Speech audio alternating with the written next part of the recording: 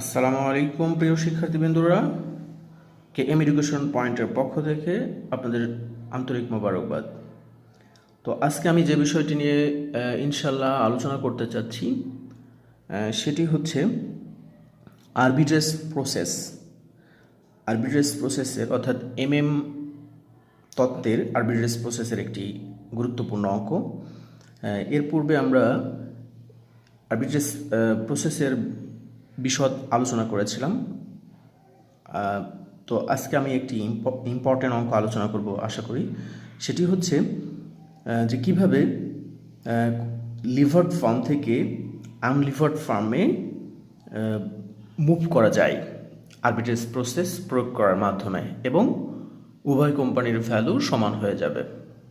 তো যাই হোক, আমি কথা না বাড়িয়ে আমাকে চলে যাই ইনশাল্লাহ।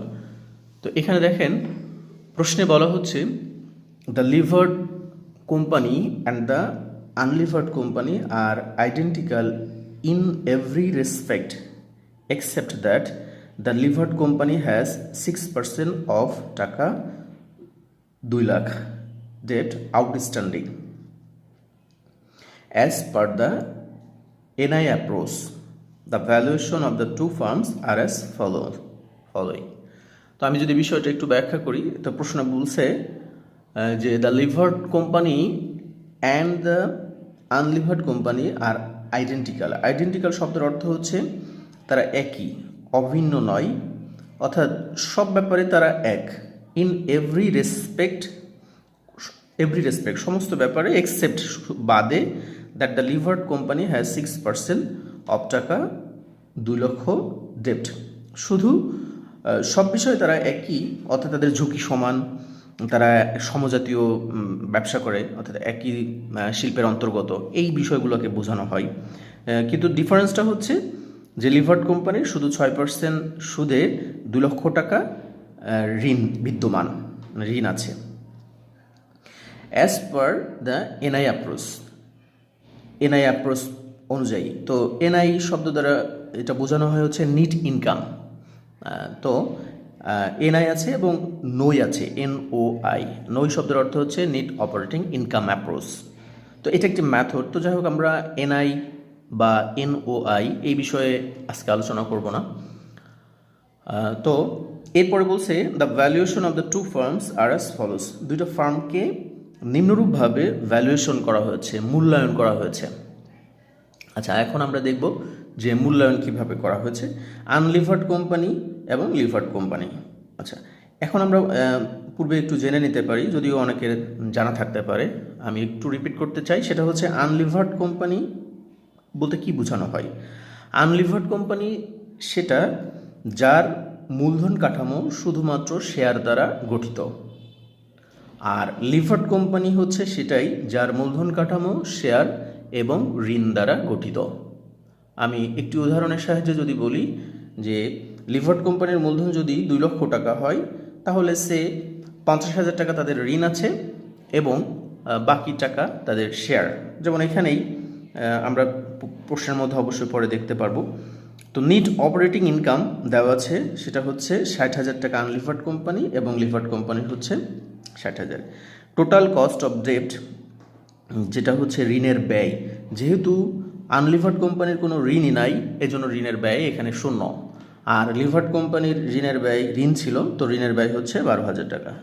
নিট ইনকাম, তো এটা যোগ করলে 60,000 টাকাই হবে। আর এটার সাথে যদি আমি কাজ করি, তাহলে আমার 60,000 টাকা হচ্ছে নিট ইনকাম, কিন্তু সেখানে আমার সুদ দিতে হয় 12,000 টাকা, তাহলে 48,000 টাকা ইনকাম।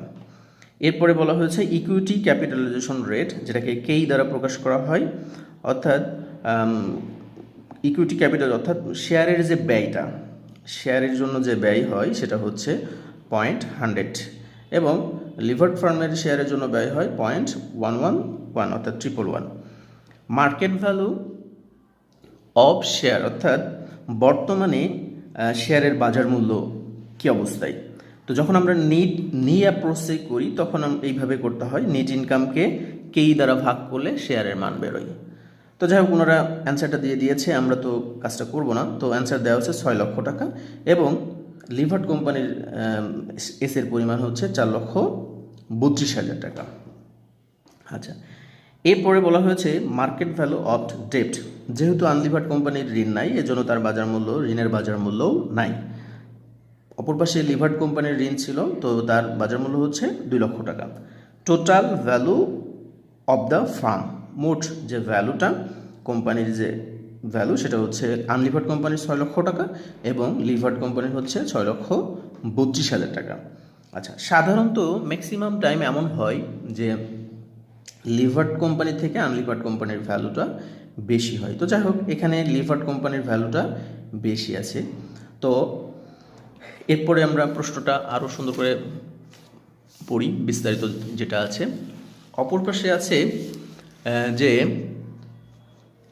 মিস্টার এক্স হোল্ডস টাকা 2000 worth of the levered companies share. এখানে ওর্থ শব্দের অর্থ হচ্ছে মূল্য।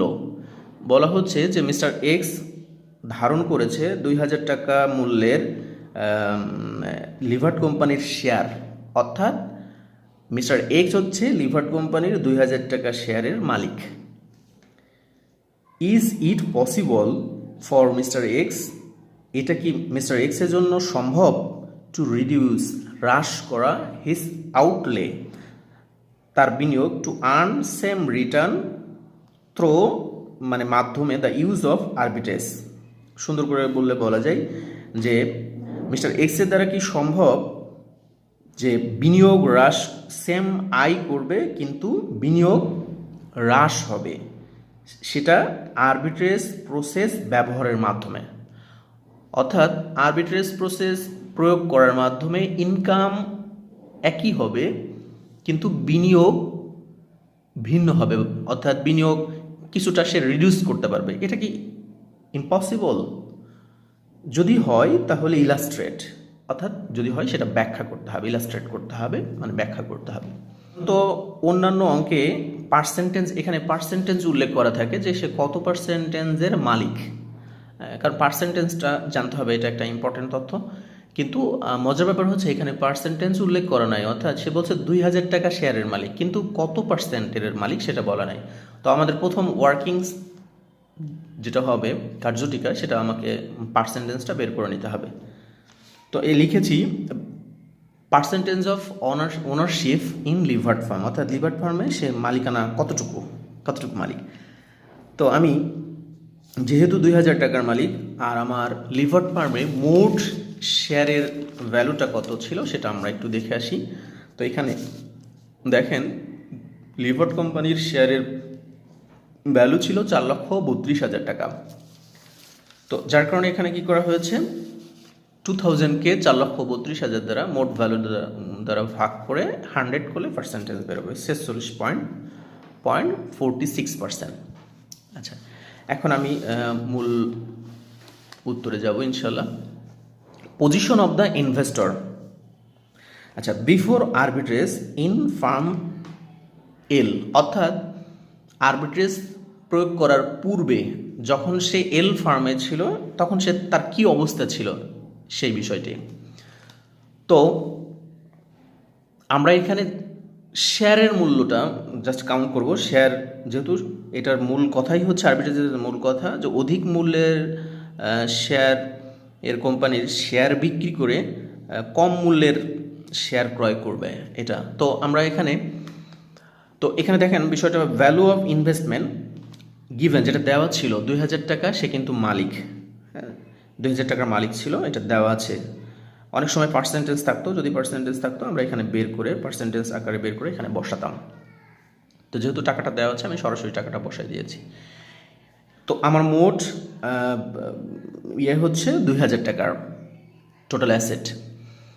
তো এটা ক্লোজ করে দিব। এরপরে এল ফার্ম থেকে ডিভিডেন্ড বাবদ আমার কতটুকু আয় হতো, তো এটা বের করতে গেলে আমাকে দেখতে হবে যে লিভার্ড ফার্মের নিট ইনকামের পরিমাণটা কত। আমি দেখে আসি। এখানে দেখেন নিট আর্নিং, যেটা এনআই, লিভার্ড ফার্মের হচ্ছে 48,000 টাকা নিট ইনকাম হতো। তো এই 48,000 টাকার উপরে যেহেতু আমরা একটা পার্সেন্টেজ বের করেছিলাম 0.46 ওনারশিপ, তো যেহেতু আয় হয়েছে 48,000, তো এই আয়েরও আমি 0.46%-এর ওনার, যেটা আমার হচ্ছে 221 টাকা। এটা আমার ডিভিডেন্ড বাবদ আয়। এই টাকাটা নিয়ে আমি এখানে ক্লোজ করে দিব। আচ্ছা, এরপরে আফটার আরবিট্রেজ, অর্থাৎ আরবিট্রেজ প্রক্রিয়া প্রয়োগ করার পরে কি অবস্থা হবে আমরা সেটা একটু দেখব। যখন আমরা ইউফার্মে, তো ইউফার্মে যাওয়ার পূর্বে আমার প্রথম কাজ হবে যে আমার ফান্ড ক্রিয়েট করতে হবে। আমি যে ইউফার্মে যেতে চাচ্ছি, তো আমি এল ফার্মের যে যতটুকু আমার অ্যাসেট ছিল ওইটা দিয়ে আমি একটা ফান্ড তৈরি করব, পর্যাপ্ত ফান্ড, যেটা দ্বারা আমি ইউফার্মে মুভ করতে পারবো। তো প্রথমে আমার কাজ হবে ফান্ড ফর আরবিট্রেজের জন্য, আরবিট্রেজ প্রসেস প্রয়োগ করার জন্য আমার ফান্ড ক্রিয়েট করতে হবে। তো সেল অফ শেয়ার অফ এল, অর্থাৎ এল ফার্মের যে শেয়ার সেটা আমি এখন বিক্রি করে দিচ্ছি। কত টাকায় বেচতেছি? 2000 টাকায় বেচতেছি। আচ্ছা, তো 2000 টাকা বিক্রি করার পরে এখানে একটা মজার বিষয় হচ্ছে যে আমি এটা আনকমপ্লিট রেখেই আমি চলে যেতে পারি। আমার ইনভেস্টমেন্ট অর্থাৎ ইউফার্মে বিনিয়োগ করতে হবে কতটুকু, সেটা আমি একটু জেনে আসি, তাহলে আমার ওটা বোঝানো সহজ হবে। তো এটার সিস্টেমটা হচ্ছে যে আমি এল ফার্মে যতটুকু ওনারশিপ ছিলাম ততটুকুই আমি ইউফার্মে ওনারশিপ অর্জন করব। তো ইনভেস্টমেন্ট ইন ফার্ম ইউ, তো আমার ইউ ফার্মের মোট ভ্যালু কত ছিল, বা আমি যদি শেয়ারের কথা বলি, শেয়ার আর ভ্যালু এখানে সমান, কারণ শেয়ারের মানটা এখানে তো জাস্ট ক্যাপিটাল সংগ্রহ করা হয়েছে শেয়ার দ্বারাই। তো 6 লক্ষ টাকা, বা ভ্যালু যদি বলেন 6 লক্ষ, বা আসলে এসটা মেন করাই বেটার। তো 6 লক্ষ টাকা হচ্ছে শেয়ারের মূল্য। আমি 0.46%-এর ওনারশিপ হব। তো 6 লক্ষর 0.46% করলে 2760, অর্থাৎ 2760 টাকা আসে। অথচ আমার ফান্ড ক্রিয়েট হয়েছে অনলি 2000 টাকা, তার মানে এখানে শর্ট আছে। তো এই কারণেই আমি আগে এটা বুঝিয়ে নিলাম, এই ফান্ডটা জন্যই পার্সোনাল ঋণের প্রয়োজন পড়ে, পার্সোনাল ঋণ নিতে হবে, না হলে তো আমি ইউ ফার্মের শেয়ার কিনতে পারবো না। তো এখানে ব্যাপারটা এরকম, এই জন্য আমাদের এখানে পার্সোনাল ঋণ নিতে হবে। তো ঋণ ছিল হচ্ছে 2 লক্ষ টাকা, ওনারশিপ ছিলাম 46, যেহেতু শেয়ারের ওনারশিপ ছিলাম 46, তো ঋণের ওনারশিপও 46ই নেওয়া হয়। এটা আরবিট্রেজ প্রসেসের একটি রুলস। তো 2 লক্ষ টাকার 46% করলে 920 টাকা আসে। টোটাল ফর আরবিট্রেজেস হচ্ছে 2920 টাকা। আমার মোট ফান্ড হচ্ছে এত টাকা। আর আমি একটু আগে ক্যালকুলেশন করেছিলাম যে আমার ইউ ফার্মে মুভ করতে লাগবে 2760 টাকা। তাহলে আমার ফান্ড আছে 2920 টাকা, 2760 টাকা বাদ দেওয়ার পরে 160 টাকা আমার সেভ হচ্ছে, সারপ্লাস ফান্ড। এটাই প্রশ্ন করেছিল যে আপনি যতটুকু মালিক এল ফার্মের, তো এইটার মালিক যদি আপনি ইউ ফার্মের হন, তো আপনার বিনিয়োগ কী পরিমাণ রিডিউস হবে, বা বিনিয়োগ রিডিউস করা সম্ভব কিনা আয়টা সেম রেখে। তো আমরা দেখলাম একটা প্রশ্নের অ্যান্সার পেয়েছি যে হ্যাঁ, ইনভেস্টমেন্ট রিডিউস করা সম্ভব 160 টাকা, অর্থাৎ ওই পার্সেন্ট অনুসারে 160 টাকা সারপ্লাস ফান্ড থেকে যায়, যেটা বিনিয়োগ হ্রাস করা সম্ভব। আচ্ছা, এরপরে আমরা দেখব যে আয়টা সেম থাকে কিনা। তো আপনি যখন আনলিভার্ড ফার্মে আসতেছেন, তখন আপনার আয় হচ্ছে শেয়ার থেকে, অর্থাৎ লভ্যাংশ থেকে যে আয়টা হচ্ছে। তো ডিভিডেন্ড ইনকাম, এখানে ডিভিডেন্ড ইনকাম হচ্ছে 60,000 টাকা। দেখেন দেওয়া ছিল প্রশ্নে, ডিভিডেন্ড বাবদ আয় হয়েছে, এই যে ইনকামটা দেওয়া আছে এখানে, নেট ইনকাম 60,000 টাকা, ডিভিডেন্ড বাবদ ইনকাম হয়েছিল 60,000। এই 60,000 টাকার উপরে আপনি মালিক হচ্ছেন কত পার্সেন্টেজ? আপনি কিন্তু মালিক ছিলেন হচ্ছে 4.46%, এতটুকুর মালিক হচ্ছে আপনি। তো 60,000-এর উপরে 0.46% করলে 276 টাকা হয়। আচ্ছা, এখানে আমি একটু বলে রাখি, এইভাবে ক্যালকুলেশনটা না করেও আমরা অন্যভাবেও করতে পারি। যেমন আমার ইউ ফার্মে আমার মোট শেয়ারের মালিক আমি কত টাকার, 2760 টাকা। তো আপনি মালিক হচ্ছে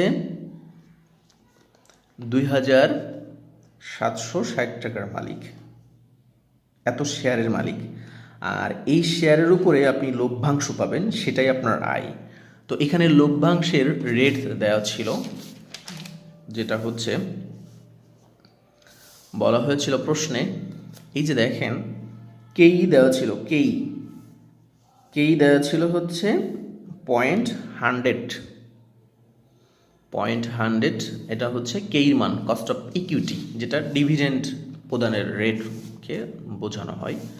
তো আপনি যদি এটার উপরে 0.100 করেন তাহলে দেখেন নিশ্চিত আপনার বেরোবে হচ্ছে 276 টাকা। আপনি চাইলে এইভাবেও কাজটা ক্যালকুলেশন করে বের করতে পারেন, আবার চাইলে এইভাবেও বের করতে পারেন। আপনার যেটা সুবিধা মনে হয় আপনি সেভাবে করতে পারেন। আচ্ছা, এরপরে আসি যে 276 টাকা আমার মোট আয় হচ্ছে, কিন্তু আমার একটা এখানে এক্সপেন্স রয়ে গেছে, কারণ আমার ফান্ড ক্রিয়েট করতে যে পার্সোনাল ব্যক্তিগত ঋণ নেওয়া লাগছিল। দেখেন আমরা ঋণ নিয়েছিলাম 920 টাকা, পার্সোনাল ঋণ নিয়েছিলাম। তো পার্সোনাল ঋণ নিয়েছিলাম, তো ঋণের সুদ ছিল কিন্তু 6%। আমার প্রশ্নের মধ্যে সুন্দর করে উল্লেখ করা ছিল, আমি যদি দেখাই 6% সুদে ঋণ নেওয়া ছিল 2 লক্ষ টাকা। তো অবশ্যই আপনি এখন ঋণ নিচ্ছেন হচ্ছে 920 টাকা, তার মানে আপনাকে সুদ দিতে হবে 6% হারে। তো 920-এর উপরে আপনি যখন 6% করতেছেন তখন আপনার হচ্ছে 0.6% করলে 55 টাকা আসবে। এটা আপনার হচ্ছে এক্সপেন্স। তাহলে 276 থেকে 55 টাকা এক্সপেন্স যদি আমরা বাদ দিই তাহলে 221 টাকা। আচ্ছা, উভয় পাশেই ইনকাম সেম, 221 টাকা 221 টাকা। এটাই মূল বিষয় ছিল যে আয়টা সেম রেখে কিছুটা বিনিয়োগ হ্রাস করা সম্ভব কি না। আচ্ছা, তো আমাকে ব্যাখ্যা করতে বলেছিল বা এটার যৌক্তিকতা বলতে বলেছিল, তো আমি এখানে কমেন্ট করবো এখন। Through the arbitrage mister X will be able to reduce, অর্থাৎ আরবিট্রেজ প্রক্রিয়া ব্যবহারের মাধ্যমে সে রিডিউস করতে পারবে, অ্যাবল হবে, রিডিউস করতে সক্ষম হবে তার বিনিয়োগ, কিন্তু তার আয়টা সেম থাকবে। অর্থাৎ তার আয় সেম রেখে সে বিনিয়োগ হ্রাস করতে পারবে। It is possible for X. Okay, thank you. আসসালামু আলাইকুম ওয়া রাহমাতুল্লাহি ওয়া বারাকাতুহু। Hey there. Subscribe to my channel. And also press this bell icon.